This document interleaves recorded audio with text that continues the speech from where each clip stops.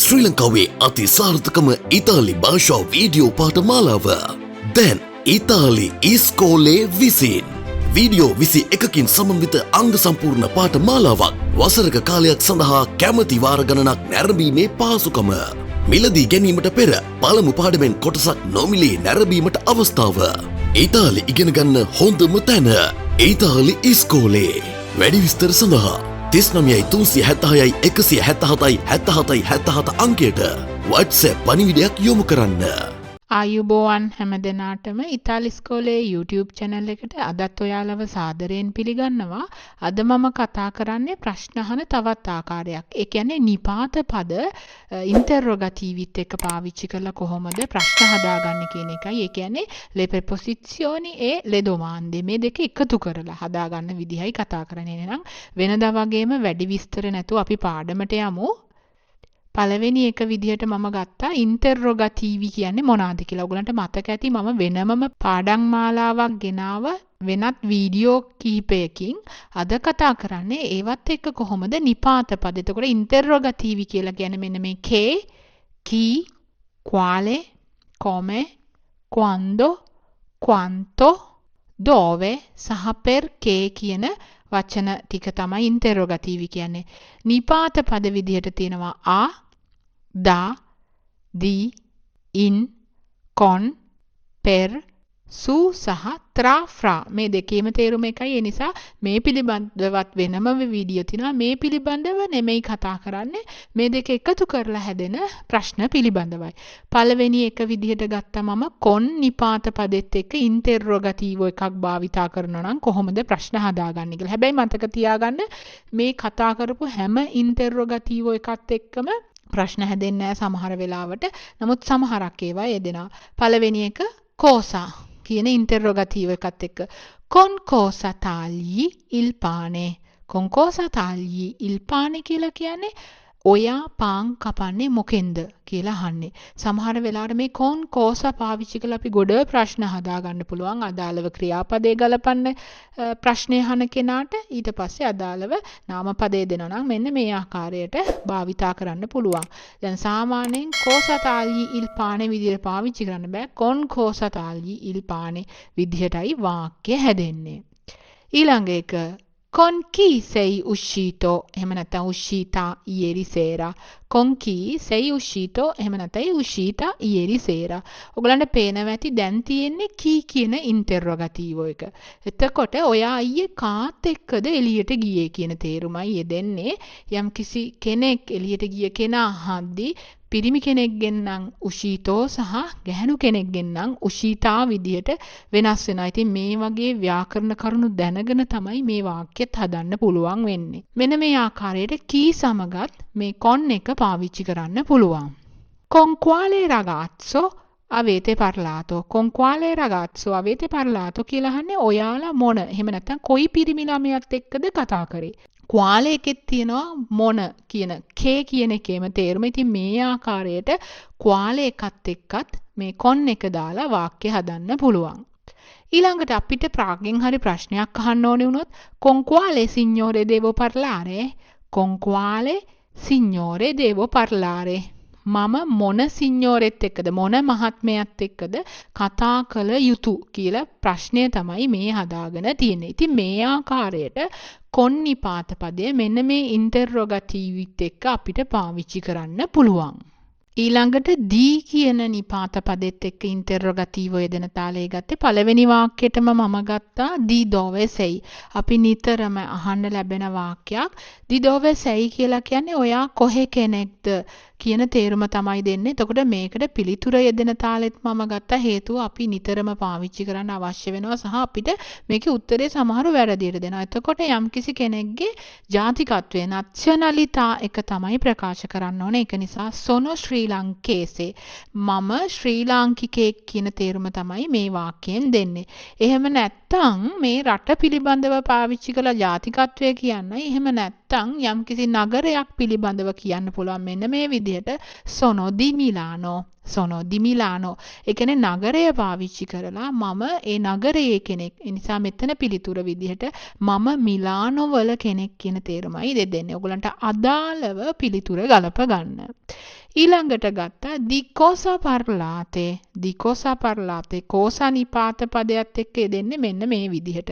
මේකේ තේරුම ඔයාලා මොනවා පිළිබඳවද මොනවා ගැනද කතා කරන්නේ කියන එකයි. ඉතින් මේ ආකාරයට තමයි මේ ප්‍රශ්නය හැදෙන්නේ. quale එකත් එක්කත් පාවිච්චි කරන්න පුළුවන්. di quale argomento pensi. di quale argomento pensi. di quale pensi කියලාත් අහන්න පුළුවන්. මම මෙතනදී ඔයා මොන මාතෘකාව ගැනද පිළිබඳවද හිතන්නේ කියන ක්‍රියාපදය පාවිච්චි කරලා වාක්‍ය ගත්තා. ඉතින් මේ ආකාරයට di නිපාත පදය යොදා අපි ප්‍රශ්න හදා ගන්නවා. ඊළඟට මං ගත්තා chi කියන එක පාවිච්චි කරලා di chi avete pensato. di chi avete pensato. ඔයාලා කා ගැනද හිතුවේ කියන තේරුමයි දෙන්නේ. chi කියන ඉන්ටර්රොගටිව් එක තමයි මෙතනදී පාවිච්චි කරේ. ඉතින් මෙන්න මේ ආකාරයට අපිට මේ කොටස් පාවිච්චි කරලා di නිපාත පදේ යදලා ප්‍රශ්න හදා ගන්න පුළුවන්. per නිපාත පදය තමයි ඊළඟට මම ගත්තේ ඉන්ටර්රොගටිව් එකත් එක්ක බලන්න පළවෙනි එක per chi è questo regalo? per chi è questo regalo? මේ තෑග්ග කාටද කියලා අහන්නේ මෙන්න මේ විදියට. chi කියන එක තමයි පාවිච්චි කරේ. ඊළඟට per quale motivo Luca non è venuto? per quale motivo Luca non è venuto? මොන හේතුව නිසාද ලූකා ආවේ නැත්තේ? යම්කිසි හේතුවක් අහනකොට මෙන්න මේ කොටස් තුන per quale motivo භාවිතා කරලයි ඊළඟට අහන්න ඕනේ ප්‍රශ්නේ කොටස යොදාගන්නේ. per quante persone devo cucinare? per quante persone devo cucinare? මම කී දෙනෙක් සඳහා උයන්න ඕනේද කියන තේරුම තමයි දෙන්නේ. එතකොටත් අපි per quante persone මේ quanto එක නාම පදත් එක්ක යෙදෙන තාලේ මම වෙනම කතා කරලා තිනවා වීඩියෝ එක. අද කතා කරන්නේ නැහැ වාක්‍ය හදාගන්න විදිහ නම්. per quanti giorni rimani? per quanti giorni rimani?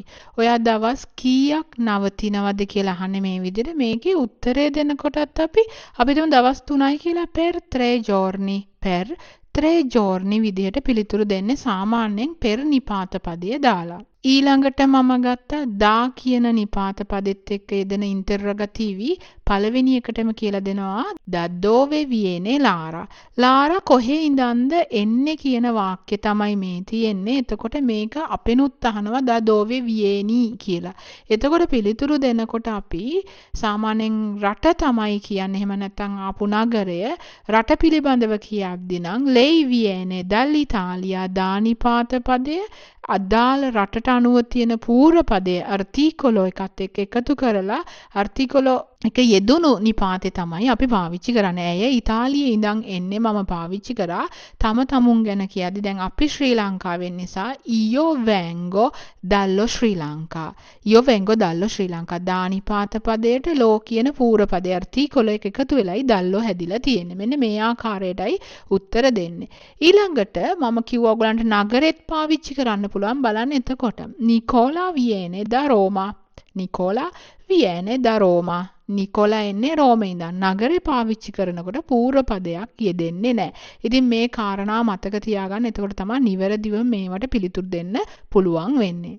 Da quanto sei qui? Da quanto sei qui? කියලා අහන්නේ ඔයා කොපමණ වෙලා ඉඳන්ද මෙහෙ ඉන්නේ? වෙලාව කොච්චර වෙලාවක් ඉඳන්ද මෙහෙ ඉන්නේ කියන එක අහන්නේ මෙන්න මේ ආකාරයට.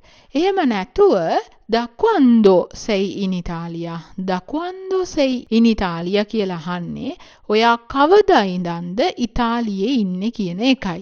එතකොට මෙන්න මේ ආකාරයටත් ප්‍රශ්නේ හදාගන්න පුළුවන් අපිට. ත්‍රා සහ ෆ්‍රා කියන නිපාත පද දෙකේම තේරුම එකයි. මේක ඉන්ටර්රොගටිව් එකත් එක්ක හැදෙද්දි මෙන්න මේ විදිහට ප්‍රශ්න හැදෙනවා. Tra quanto è il tuo esame? Tra quanto è il tuo esame? ඔයාගේ විභාගය තව කොච්චර කාලයකින්ද කොපමණ කාලයකින්ද තියෙන්නේ කියලා අහන්නේ මෙන්න මේ විදිහට.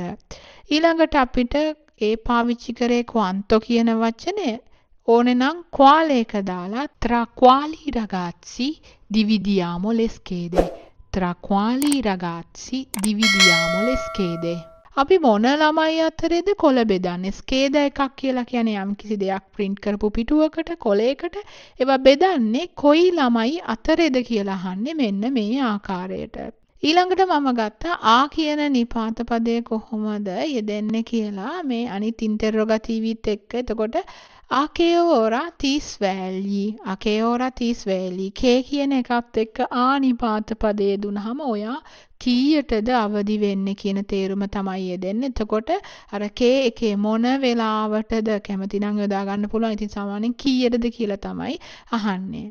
ඊළඟට පාවිච්චි කරනවා quanto එකත් එක්ක a quante persone mandiamo le lettere a quante persone අපි කී දෙනෙක්ට ලියුම් යවනවද invitations යවනවද ඒ වගේ වාක්‍ය වුණත් හදාගන්න පුළුවන්.